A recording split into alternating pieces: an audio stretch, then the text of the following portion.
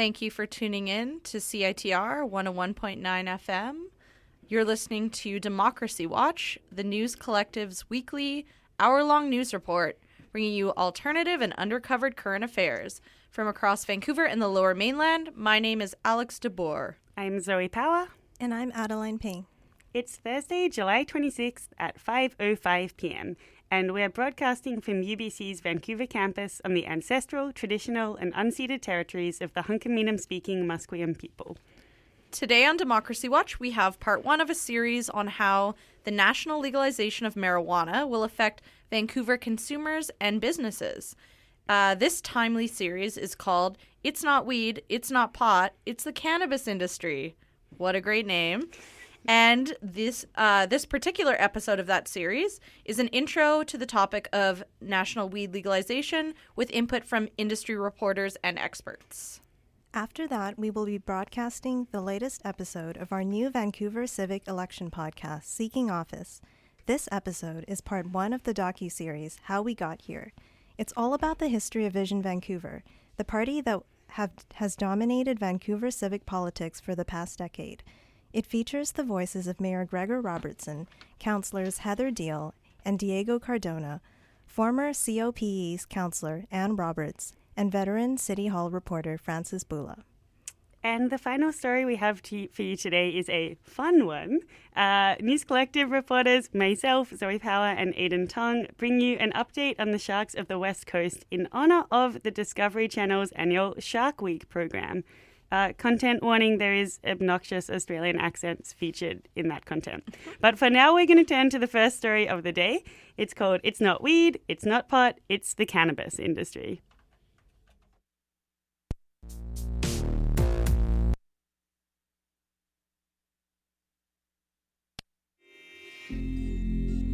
There's just overwhelming and growing scientific and medical evidence about the bad long-term effects of marijuana. We've spent a couple of generations trying to reduce the usage of tobacco in Canada with a lot of success. Tobacco is a product that does a lot of damage. Marijuana is infinitely worse, and it's something we do not want to encourage. Obviously, our programs are aimed at trying to treat people who have drug addictions, but we maintain tough laws against those who traffic in substances, who profit off of destroying people's health. That was Canada's previous Prime Minister, Stephen Harper, sharing his opinion on marijuana before the last federal election in 2015. But now Justin Trudeau is in charge and recreational cannabis is being legalized. What do those who work in the cannabis industry want the public to know? Here's Alex Robb, owner of Trees Dispensary on Vancouver Island. One thing I would say is come and check us out. What I mean by that is that a lot of people might associate cannabis stores with just selling the flower product that is to be smoked, or maybe selling edibles that get you super high. But I think that people should be aware of all the different kinds of products that are currently available on the market, which include things that have no psychoactive effect.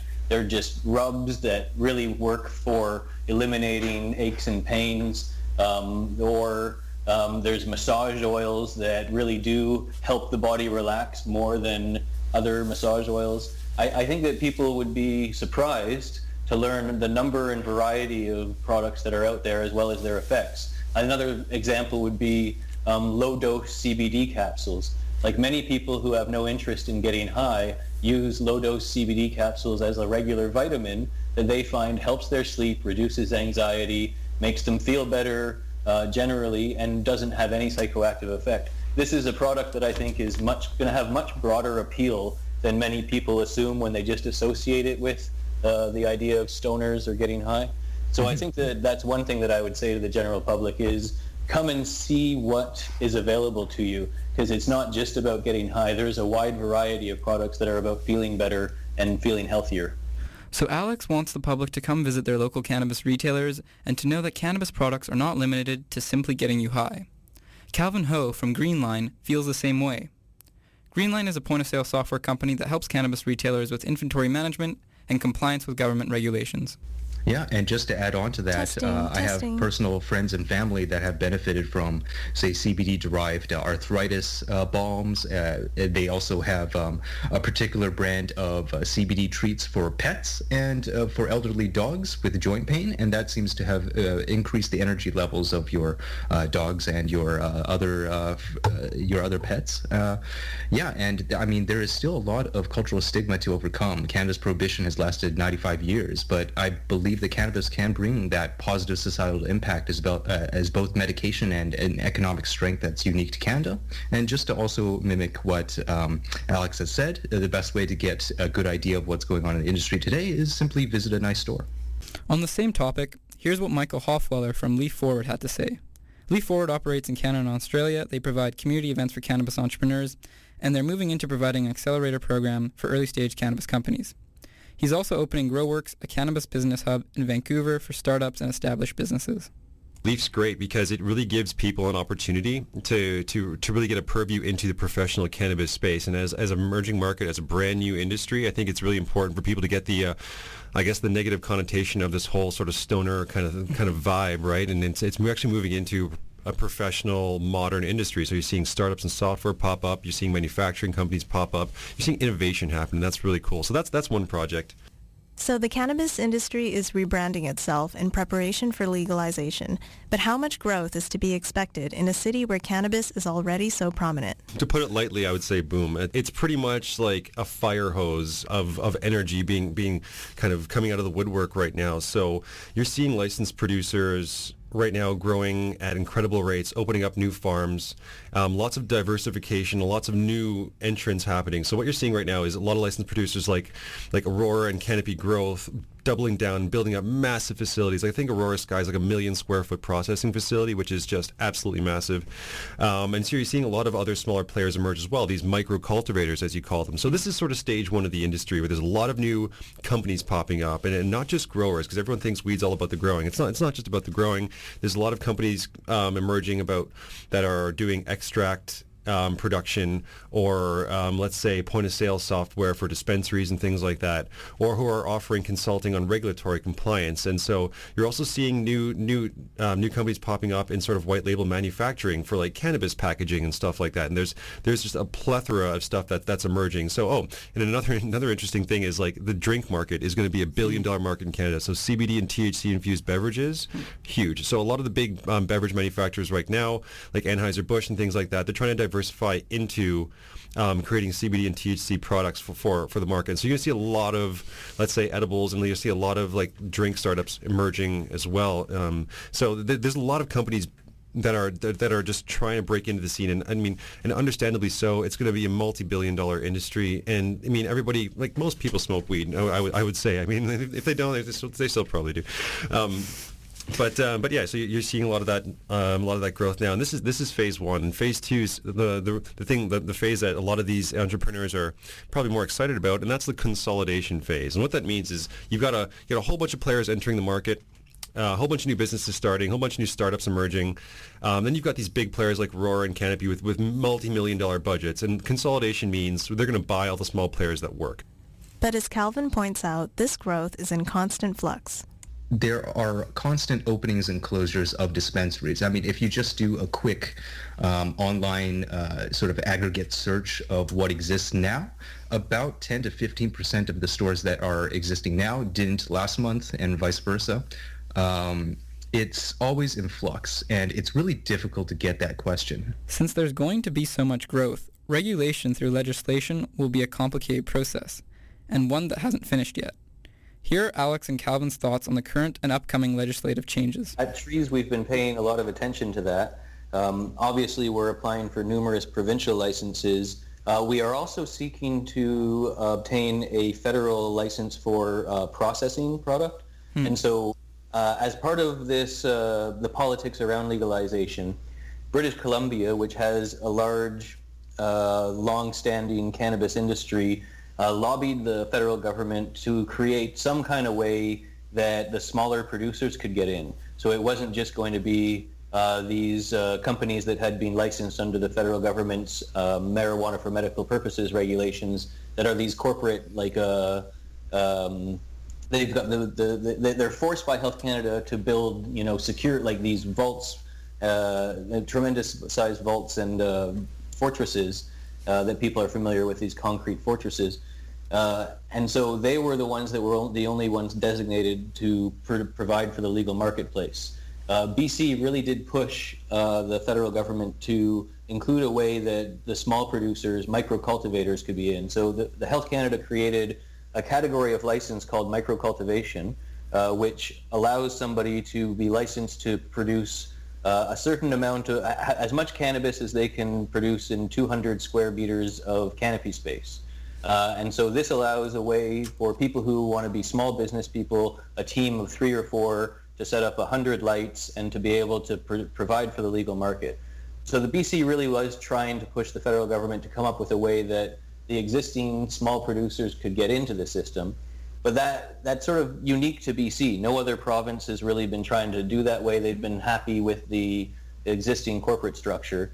So what we want to do is we also want to set up a federally licensed processing facility for processing the products of these small cultivators, essentially pursuing the same business model that we have right now, meeting small growers up and down the island, providing quality assurance and testing for their product, and then packaging it into gram or eighth bags and retailing it to the public. So that's we're quite familiar with the process from both the provincial, federal, and municipal levels. That's something that's really interesting about the politics of legalization in Canada today, is how it's involved 3 different levels of government in every different province to sort of work together on a project, each of them having to use their powers in different ways in order to create these regulations on the fly and kind of in a rush, which is why you're getting such a patchwork of different systems arising out of Canada. It's pretty fascinating for a student of politics to sort of watch how this is evolving today in Canada.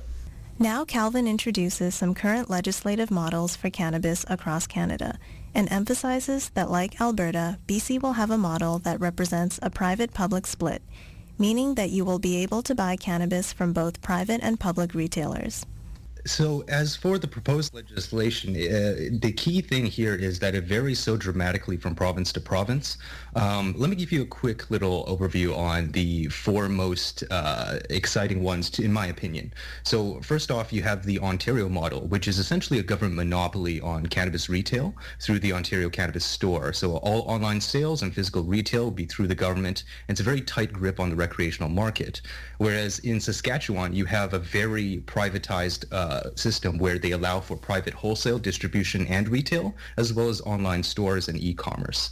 From there, Alberta is adopting a system where it's a private-public split, much like what we're about to see in BC, except they're further down the road, where they will have government wholesalers that will handle the taking in of cannabis supply from the licensed producers and then distributing that amongst private retailers.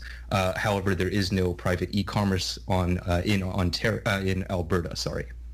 BC is probably the one province with the least amount of structure as of right now. The LCRB, so that Liquor and Cannabis Regulation Branch, their application portal is not yet online, but the general framework for the process is available. My main concern with all of these models when it comes to how they're set out is mostly on the Ontario front, where they're slated to have 40 stores by July 2019 and up to 150 by 2020. But the issue here is that Ontario has a population of 13 million, and that may not be enough to supply the market, which will enable the black market still occupy pockets of the province. Whereas BC has a population of about 4 million and well over 150 stores already, licensed or unlicensed. On the same topic of legislation, this is what Glenn Korstrom had to say. Glenn is a journalist at Business in Vancouver who covers hospitality, tourism, cannabis, and liquor policies. He is also the editor of Cannabis magazine. One thing Health Canada is right now consulting on, and this only really came to light yesterday, is a proposed, I think it's 2.5%, it's like a tax on the gross revenue of licensed producers or the growers of cannabis, and the government's saying that the rationale is to cover costs, but there's no other sector that they are doing that with. So that's one way that they are treating cannabis differently. So is that in a sense like a cash grab from government? It would seem to be, yeah. Justin Trudeau's been clear all along that one of the main goals for legalization is to eliminate the black market or diminish the black market. But if they're going to have a lot of taxes, then they aren't going to do that.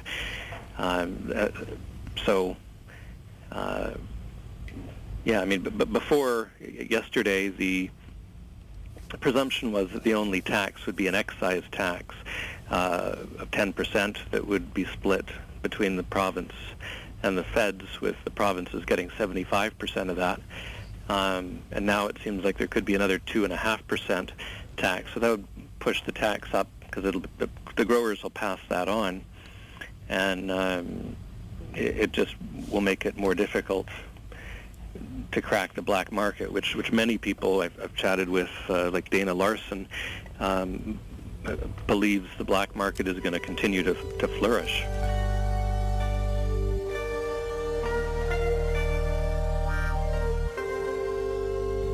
This was part 1 of It's Not Weed, It's Not Pot, It's the Cannabis Industry. Stay tuned for part 2 coming soon. The segment you just heard was produced by Zubin Shroff Mirabity and Adeline Pang. The Stephen Harper opening clip was courtesy of Canadian Press YouTube channel. And as always, thank you to Alex DeBoer, our informative interviewees, and everyone who made this segment possible.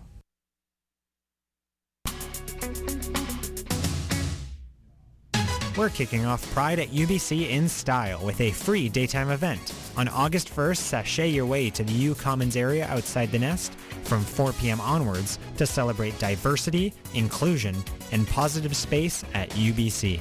There will be a public disco with feel-good disco and house anthems, craft beer, and a drag and dress-up trunk. There will also be live mural painting with a selection of food trucks on site with special Pride-themed menus. Come to UBC Pride on August 1st.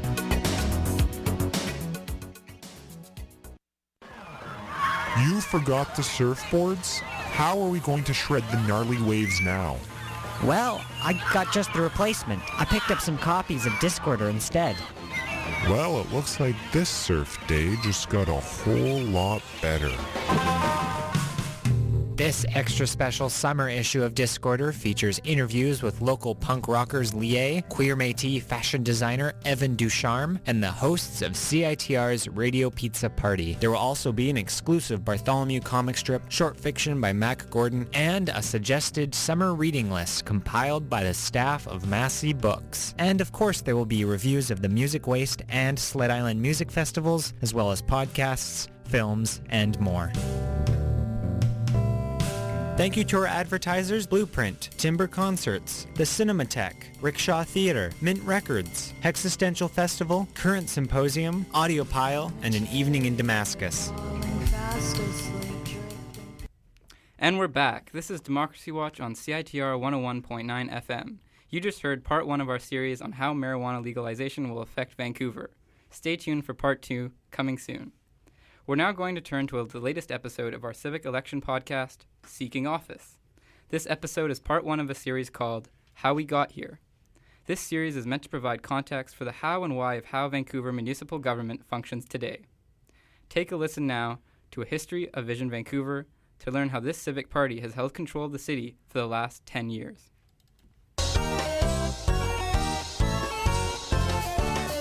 You're listening to Seeking Office, the Vancouver Municipal Election Podcast. So, why did you decide not to run for mayor again? Well, I decided personally it's time for me to make change and tackle something new in my life, and also wanted to make space and, invite others to get into politics in Vancouver and new leadership. We got so many great young people, diverse people, want to be engaged in politics more directly. So those of us that have been in it for a long time, for me it's almost 10 years as mayor. So I think it's important to make room when the time comes.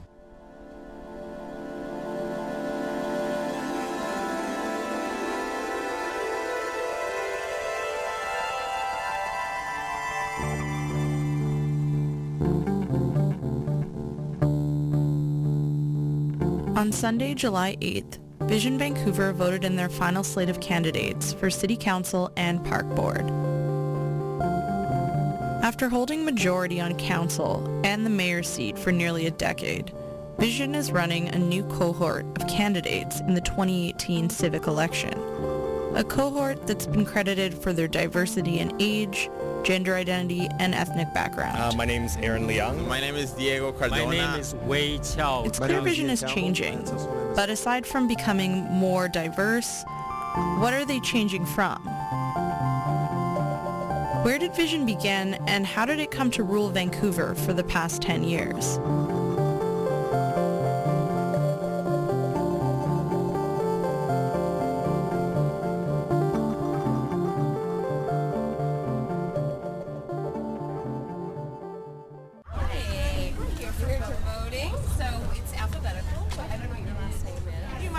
Your name and your role within Vision Vancouver? Yeah, so my name is Diego Cardona, and I'm currently a candidate for a city council nomination with the party. So on Sunday, July 8th, myself, Alex DeBoer, and Zubin Shroff Marabudi headed down to Creekside Community Center in Olympic Village because we knew Vision members were voting in their choices for City Council and Park Board that day. All of the other Vision candidates, incumbents, and their school board trustees had already been decided on. While waiting outside the voting room, Zubin and I had a chance to talk with Vision Vancouver City Council hopeful Diego Cardona. Both Zubin and I had heard of Diego. His age had been commented on a lot in the media. He's only 23. We also knew him because he ran for City Council unsuccessfully in the 2017 by-election under Vision's banner. He was beat out by Hector Bremner, who took the council seat, as well as 3 other candidates who got more votes than him. So in that most recent election, Diego came 5th. And that's something we wanted to talk to him about, to ask him if he found that by-election loss disheartening, and if it means Vision is losing grip on power. We also wanted to talk to him about the other rock in Vision's shoe, the fact that Vancouver's worst housing crisis happened on their watch. We asked Diego about this, and he says Vision is better equipped to deal with the housing crisis now, that they have fresh ideas. Show the entire city that although we've been in government for 10 years, we actually have some fresh people and fresh voices and fresh ideas to carry forward our legacy. And what are some of those fresh ideas? Like, how is Vision different now than it has been over the last 10 years? Well, I think the first thing is who we're bringing to the table. If you look at the candidates that are coming forward, they're young, they come from racialized communities, they come from a diversity of identities in terms of gender, sexual orientation, socioeconomic status. So the first thing is we're telling people we're trying to put forward a slate that looks like today's Vancouver, and I think that's a big change. And I think the other one is that these are all people that are directly affected in their everyday life by the affordability crisis. So we're telling Vancouver that we're taking this crisis seriously and we're going to put forward solutions to address it. So Diego remains hopeful that Vision might remedy the housing crisis if they're elected again. He says things are different now that Vancouver has friendly federal and provincial governments to work with on this issue, and that Vision could very well return to power with the support they need to tackle the crisis. Plus, Diego says he's listening. He's heard the hurt from voters, and he's taken away a clear message that he would bring with him to office if elected. Right? People want us to empathize more, and I got that loud and clear. Okay. Yeah. Cool. And so, yeah, the new slate of candidates are bringing more empathy and a harder stance on tackling affordable housing? Yeah, I think we all have to, I think this is the issue in this election, right? So, we all have to be very clear about it. And those of us who are part of the slate, I think most of us are going to be renters, which is a change for any political party. So, Vision, MPA, whatever it is, to have a majority of your slate that are actually renters, so that actually reflects the majority of Vancouver, I think it's going to change the conversation too. And in response to placing 5th in the 2017 by-election, Diego says that doesn't necessarily mean the party is losing popularity.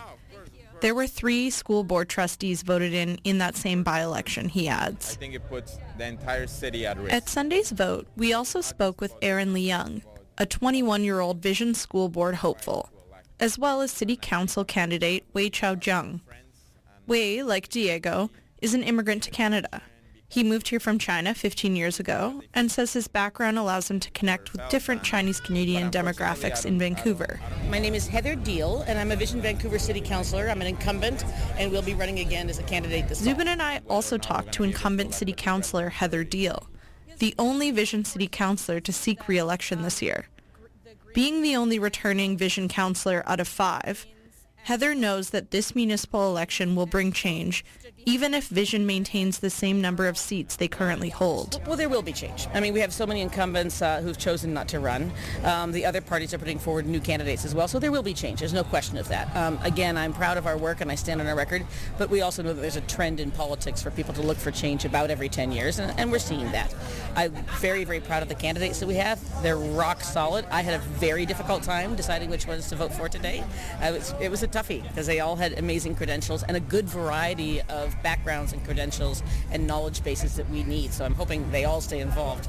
But if we win all those seats and keep a majority of the mayor plus 5, that would be awesome. And if we don't, I'm prepared to work with other councillors and other parties to make sure that the projects I really care about move forward.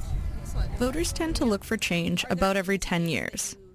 Perhaps in anticipation of this, Gregor Robertson, Vancouver's mayor since 2008, chose not to seek re-election this year.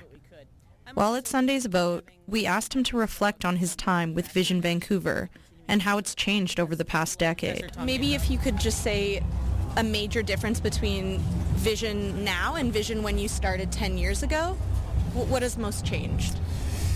Well, I'd say Vision is predictable over the years and being very diverse, really reflecting the diversity of Vancouver.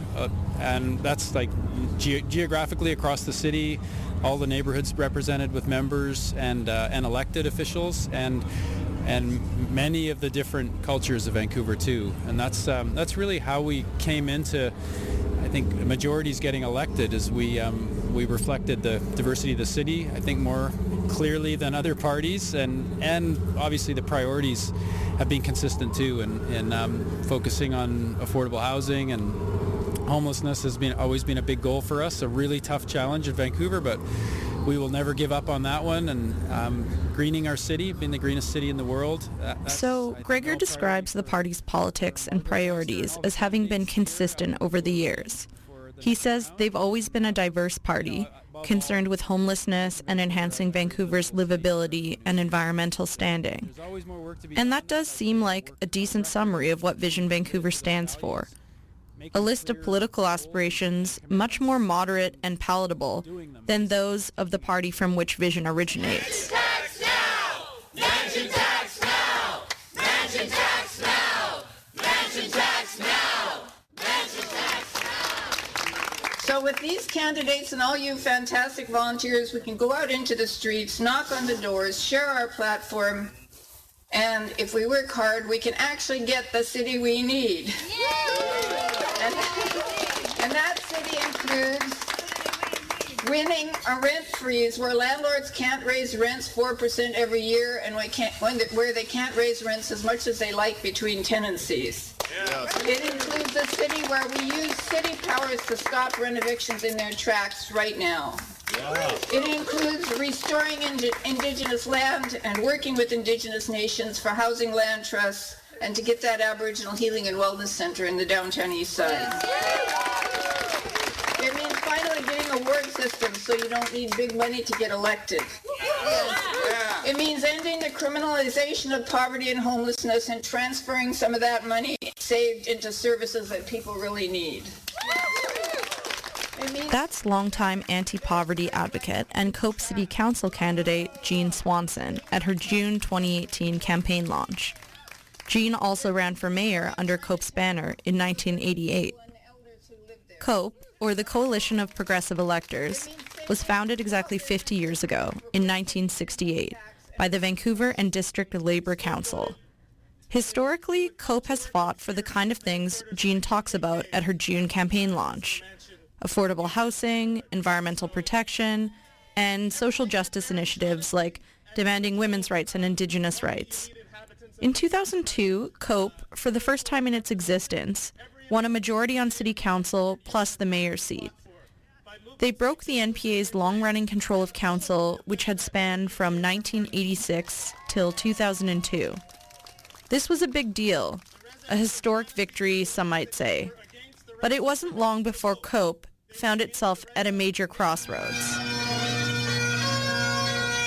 Left-wing COPE conquered council in the Vancouver Park Sports 7 months ago. So Liberals, the BC Liberals had been elected as the provincial government in 2001, and it's sort of a general rule, not always, but, it's been a bit of a rule that when there is a right-wing government in Victoria, then the city swings left and vice versa. So, most of the time that the NDP was in power in the 90s, the NPA ran the city, and then in 2002, there was a sense, as we were all preparing to cover that election, that things were going to be really different. That's Frances Beulah. Frances was the Vancouver City Hall reporter for the Vancouver Sun from 1994 until 2008.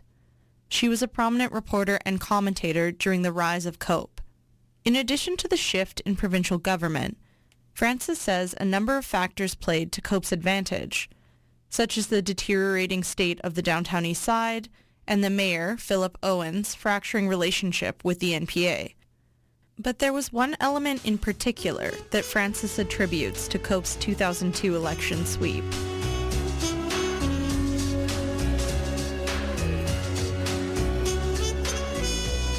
And what really, put the bow on it was in September, suddenly COPE came out and said, we have this new mayoral candidate, somebody you might have heard of, Larry Campbell, who was a very well-known coroner, and there was a TV show, Da Vinci's Inquest, that had been based on him, essentially.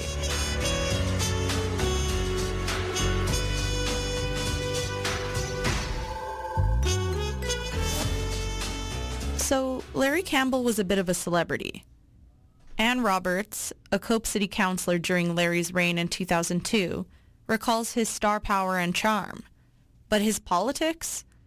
Ann says Larry was suggested to run for mayor by a few persuasive people within the party, but that most COPE members weren't especially familiar with his politics. And it was Jeff Meigs and Stephen Leary, some of the others more very aligned with the NDP, who I call the backroom boys, the ones within the party who, sort out the campaign strategy and that, and they had brought him forward. So they had talked to him more about his politics. I think most of us weren't very aware. We didn't have that opportunity with long conversations or all. So, he was brought forward, and I think the membership at that time, he seemed, obviously very charming, genial, interesting person with a great background, and I guess on that basis, people then voted for him. He certainly was welcomed with open arms into to the campaign.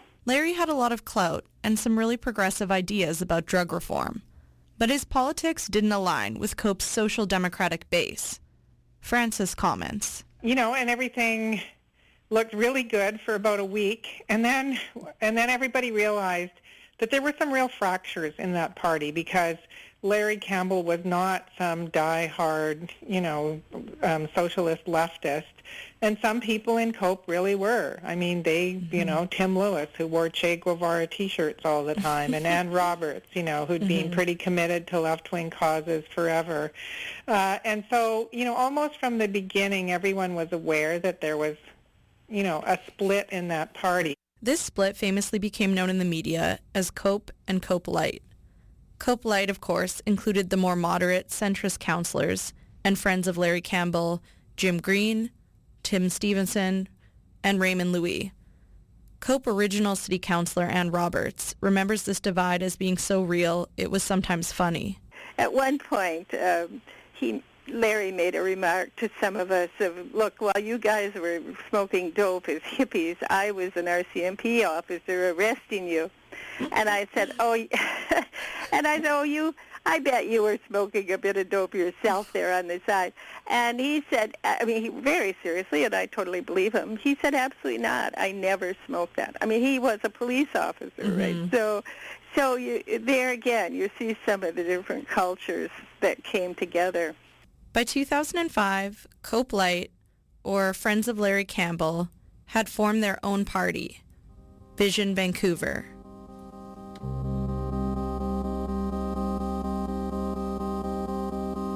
What seemed like a meaningful shift in Vancouver politics, a move from the city's most conservative party, the NPA, to its most progressive in Cope's 2002 election sweep, never really was. The question lingers around whether Cope was ever voted in for its social democratic politics, or if it had all been about Larry Campbell's star power and the centrist leanings of Cope members like Jeff Meigs, folks Ann Roberts refers to as the backroom boys. Frances says Cope was always too doctrinaire to rule the city. She says traditionally, Vancouverites might choose a couple left-leaning politicians for government, but never a majority. So there's always been this willingness to elect people a couple of people who can be the watchdogs, but not ever let them be in charge. And I have to say, I think that's actually fairly typical of Vancouver. People think it's such a lotus land, woohoo, everyone's wearing Lululemon and goes to, meditation camps all the time. And in actual fact, Vancouver's got some pretty strong conservative foundations. Mm-hmm. I mean, it's a city built on exploiting resources and real estate speculation. Mm-hmm. So guess who you get? Mm-hmm. Living in your city when that's one of the economic basics. In the 2005 civic election, the one right after Cope's rise to power in 2002, the NPA swung back into control with a majority on council. Following that election, Vision Vancouver took majority in 2008 and has held that majority up until today. So what of the former Cope Light? This year, Vision's mayor and 4 of their councillors aren't seeking re-election. After ruling the city for a decade, what is the party's strategy for this October? I'm going to say this.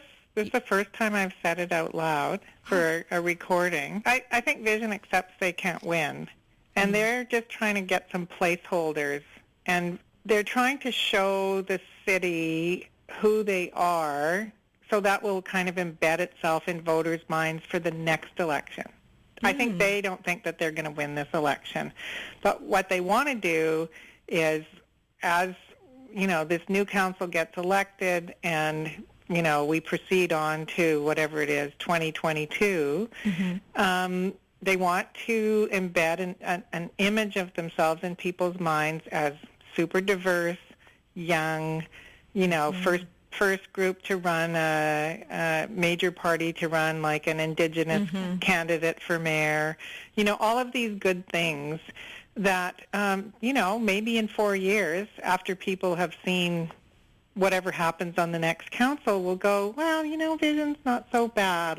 Maybe we should go back to them. That is my guess about what their long-term bet is. And it's also very typical that when parties are going down, that's when they let all the minority candidates and women in, right? Well, Kim Campbell, chosen as the Conservatives are going down. Rita Johnson, chosen as the Premier as the So-Creds are going down.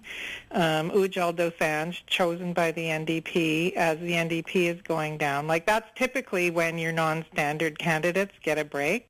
Frances also says we should be careful not to discount Vision. They're a party filled with experienced politicians from many levels of government.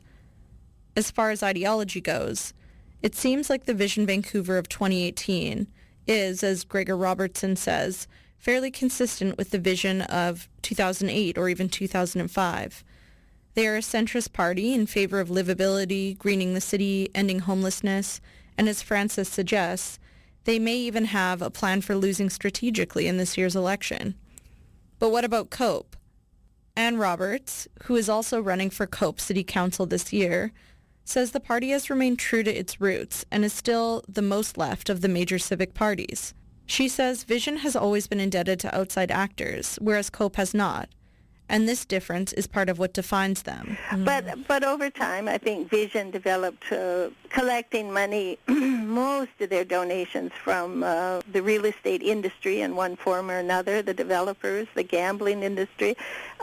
They also got very much supported by labor, the Vancouver and District Labor Council. But increasingly, most of their money came from developers. And over time, if you're going to continue to get money for developers, you're going to have policies that they are happy with. So I think that then that is, to me, the most crucial difference between Vision and COPE. It's no secret that Vision has had a close relationship with Vancouver's property development and real estate sector. And despite this, Vision has retained power. So what does this say about progressive politics in Vancouver? Francis suggests Vision's way of running things may be where Vancouver finds a comfortable political middle ground. The reality is that until the revolution comes, you do have to rely on private developers to build housing. Until the revolution comes and all development companies can be nationalized and run by the Central Soviet, the reality is that you have to grapple with private developers building housing. And the whole trick for any council is, how do you manage that? Given that you do have to work in a system like that you're not going to suddenly walk into a world where the federal and provincial governments are going to say, here's $2 billion apiece, go out and hire, a feminist collective to knit you an apartment building. Like, that is not going to happen probably within our lifetimes. So, there is a group that says we just have to deal with these people, and what kind of rules are we going to set? And that's always the difficulty. How much can you push? How much can you demand of private companies to achieve your social goals before they go, screw this, we're out of here? So, and some people are just sort of like, oh, well, give them whatever they want, like, private companies, the marketplace, it's all good. And others are like, okay, they're not bad people, but we have to set some rules, because if we don't set rules, what happens is they are going to respond to what the market allows them to do. So that's been the dilemma for all of the, anyone who's on any council, really, and particularly in Vancouver, where there is so much development and it's so high stakes.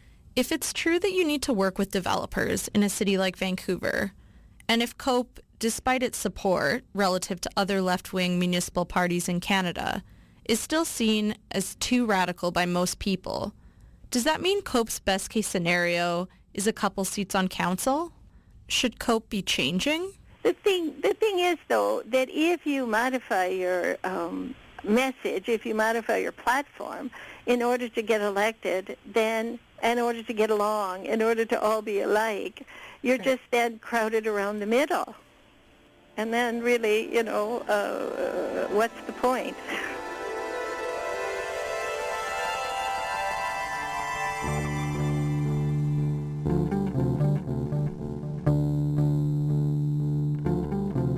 So is the middle where we all come together, or is it where we lose ourselves? Are centrist political parties the ultimate feat of democracy? As Vancouver moves closer towards its October 20th civic election, it's worth wondering whether our municipal government should be seeking to find palatable political compromises or trying to represent the city's varied, sometimes extreme governing ideologies. Would our system be improved if we had proportional representation? What about having a ward system in Vancouver? What are our options, and which is the best fit for this city?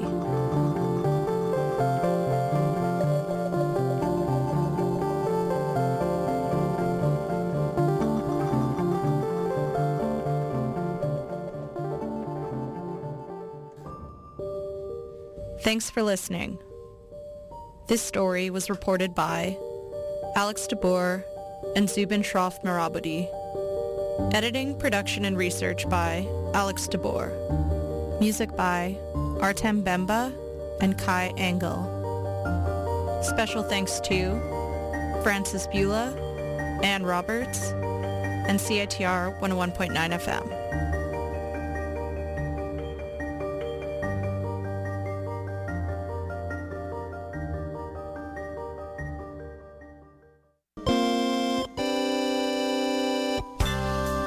Seeking Office is brought to you by CITR's News Collective and produced by Alex DeBoer. Our theme music is by Artem Bemba. Thank you for listening.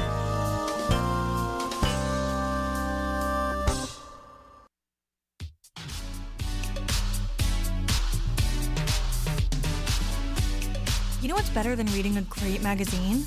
Reading a great magazine that also helps you fight poverty. Megaphone magazine is sold by homeless and low-income vendors on the streets of Vancouver and Victoria. Vendors buy magazines for 75 cents and sell them for $2. It's flexible, low-barrier work for people who may not have access to traditional jobs. Download the Megaphone app to find vendors and buy the magazine, even when you don't have change.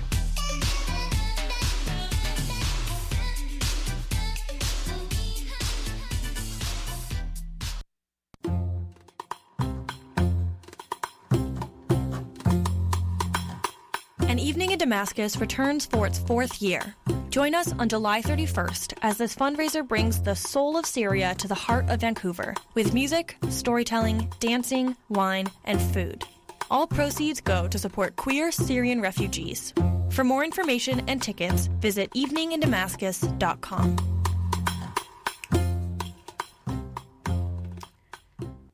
And we're back. This is Democracy Watch on CITR 101.9 FM. We're going to end the show off with a fun little piece in honor of the Discovery Channel's Shark Week. Zoe and Aiden take us on a whale of a tale all about sharks on the West Coast. Let's take a listen. Last month on June 21st, Daily Hive reported that a local woman sighted a shark fin during her morning walk on Kitsilano Beach near Bayswater Street. Surprised by the sighting, she quickly snapped a photo of the shark and shared it on social media. The aquarium confirmed that the shark most likely was an adult Pacific spiny dogfish shark. Dogfish? Mate, you call that a shark? Come on, surely BC has some bigger sharks than that out here.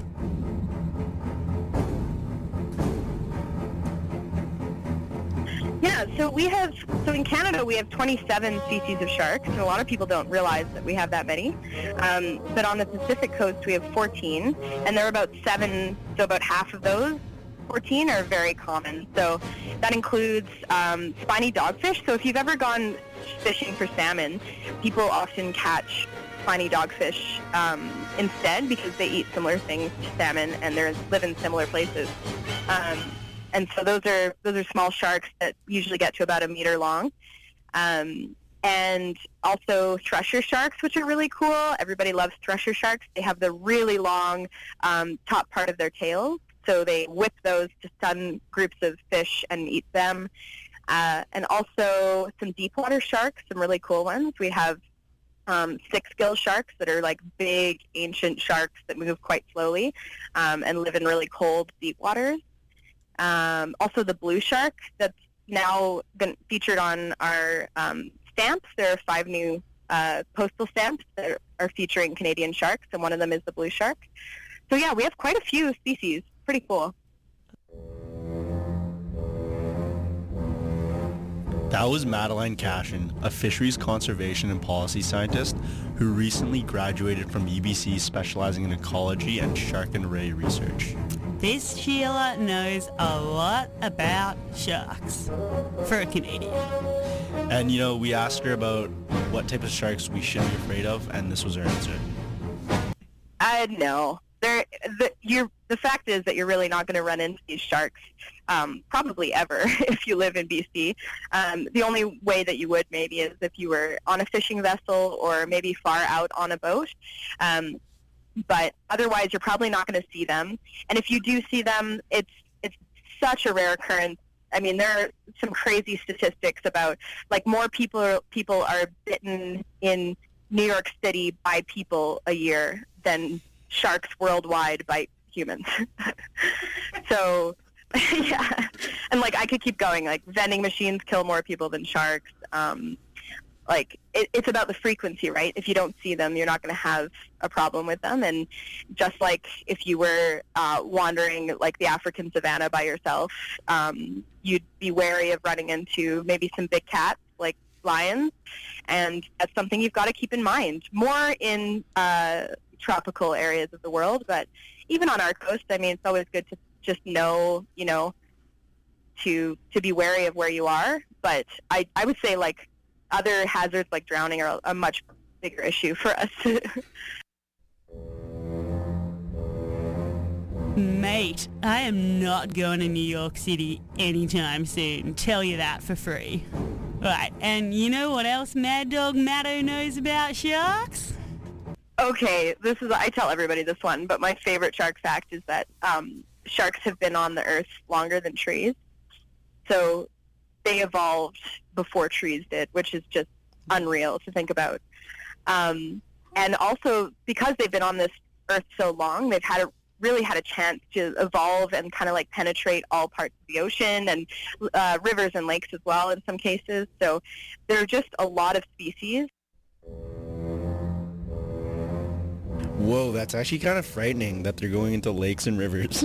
Mate, you reckon that's frightening? What about global warming? So it's definitely true that we're going to start seeing different kinds of shark species, and we've already seen a couple different species that we're not used to seeing, or a higher frequency of the warm water sharks that don't visit us very often. So, and that includes great white sharks. I know everybody wants to hear about great white sharks, and on both coasts of Canada. Sorry, there are 3 coasts, but on the Pacific and the Atlantic coast, we definitely are seeing a higher abundance of white sharks coming in seasonally. Crikey! We asked Madeline how we should be celebrating Shark Week, and this was her answer. Well, I don't really watch Shark Week, unfortunately. I feel a little bit of guilt about it, but I'm just not interested in a lot of the shows that are on there. The good news is that a lot of those shows are starting to be more based on fact and featuring actual researchers, which is exciting. But I would just say pick the shows carefully and do something to help the oceans. There's a lot of great causes you can donate money or time to, especially if you live on the coast. I mean, find out if there's a shoreline cleanup. Maybe donate to a local NGO. Spend some time with them, because that's really what they need is time and always money, obviously. So, and that's the best way to help sharks, is just to get involved. Yeah, mate, that's the spirit. Help the cute little nippers out.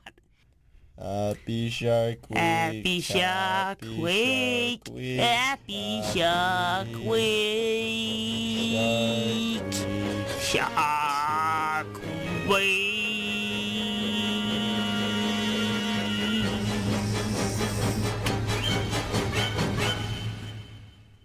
And that was Democracy Watch for Thursday, July 26th. Thanks so much for tuning in to CITR 101.9 FM. Join us again next Thursday at 5 p.m. for more local news. And don't forget to subscribe to our new civic elections podcast, Seeking Office. Seeking Office is available for wherever you get your podcasts.